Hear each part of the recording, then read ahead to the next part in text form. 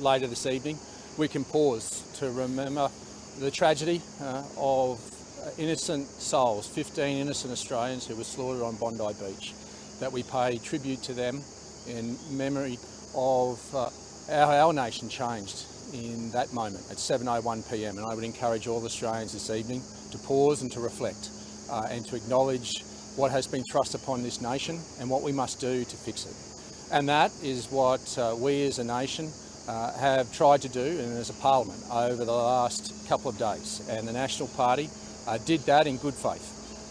And we went down there to ensure that we faced up to the challenges that this nation now faces with anti-Semitism and the rise of radical Islam.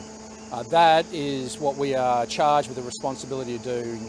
That's what we Jewish Australians are protected, but every Australian is protected, and that hard-fought right of freedom of speech is protected.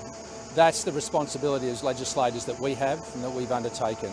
And the lens in which we made our decisions and worked collaboratively for the last 2-3 days while in Canberra.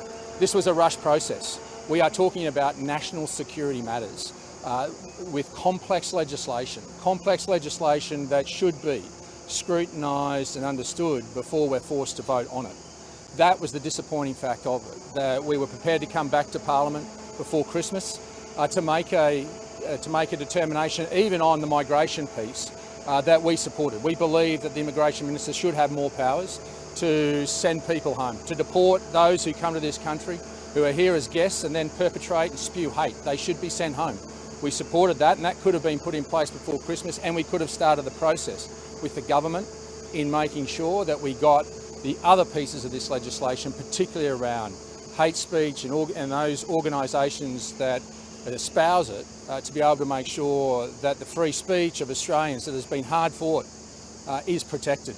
That was the ideology that we went to Canberra on, and I made it very clear to everybody and to our coalition partners that we were prepared to support the migration changes on Sunday evening, but we had serious reservations about the freedom of speech and the listing of hate organisations. We have and still wish to see Hizbat Tahrir and also the neo-Nazis removed. We wanted to make sure that we got the right mechanism that didn't impinge on honest Australians' right to speak.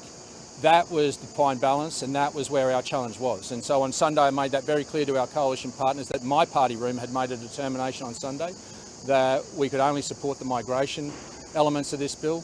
We would work constructively, and from that we would send to the Prime Minister principles that we could agree on, that he could come back with the amended legislation, and we would work constructively.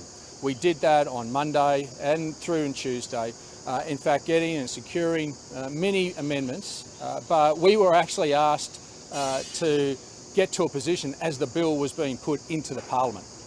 That's not a fair process, that's not a proper process for your legislators to go through.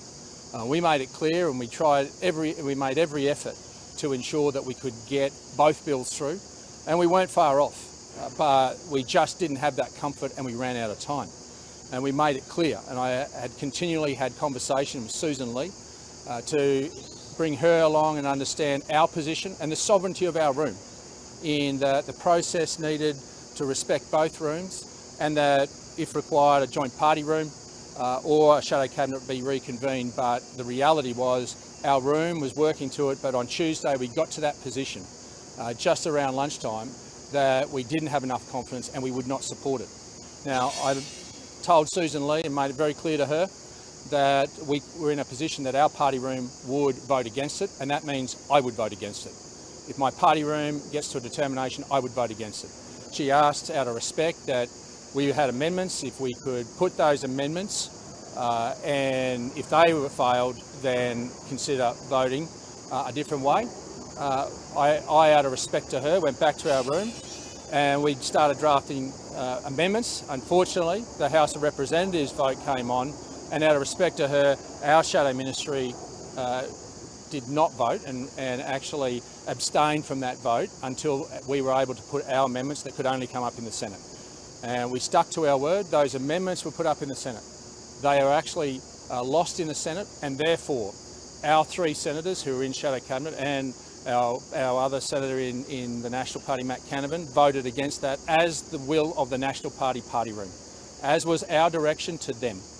That was their responsibility to undertake and to go in and to make that. And when there had been no joint party room, there had been no further shadow cabinet meeting to determine beyond the principles of what we initially took to Anthony Albanese on the Sunday, the National Party acted in good faith all the way along. We acted in good faith to get to this position. But we could not be forced into voting for a position. The National Party is our own sovereign party. And Susan Lee cannot force us to vote one way or another.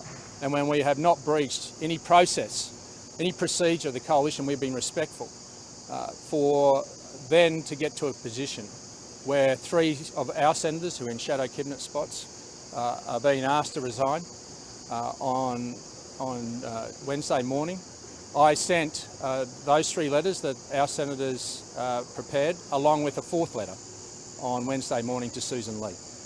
And those 3 letters were from those senators to resign their tenure, but I sent a letter advising Susan Lee that if she accepted those resignations, because it would not be appropriate to, considering the circumstances we had, then our entire ministry will resign.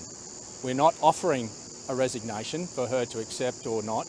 We are tendering our resignation. And subsequent to that, unfortunately, Susan Lee has ignored that, and she will not, and from subsequent conversations, will not reinstate those 3 senators to the shadow cabinet positions. Therefore, the entire ministry resigned, but she has also forced the coalition into an untenable position that can no longer continue. This is not what the National Party want, but I cannot stand by and have 3 courageous senators who put their jobs on the line for no reason that has any veracity whatsoever to be disrespected, and our party processes and our decisions. That is the beauty of Parliament, that is the beauty of the democracy that we live in, that we should have the right to go there and have a difference of opinion. We accept there are processes within the coalition that we need to adhere to at times, but there was never a trigger moment for that. And if these 3 senators could not be accepted, then our coalition has become untenable. This process wasn't all Susan Lee's fault. Anthony Albanese put her in this process, but it has been mismanaged by Susan Lee, and there was a out yesterday to not accept these 3 resignations. She was aware of the consequences if she did, that the National Party were being forced into an untenable position around the coalition, and she still made that decision. This is not what we wanted, but can I say, just in closing before I end to Kevin, how proud I am of the men and women in the National Party party room. I've been there 10 years. I have never seen our party room more united in solidarity of one another, of the courage and the conviction of the people that are there to represent the Australian people in a way that in that moment, they're prepared to do what they believe in their conscience is the right thing. That's the courage of conviction that the National Party has. That is the beautiful thing of democracy that we should always protect.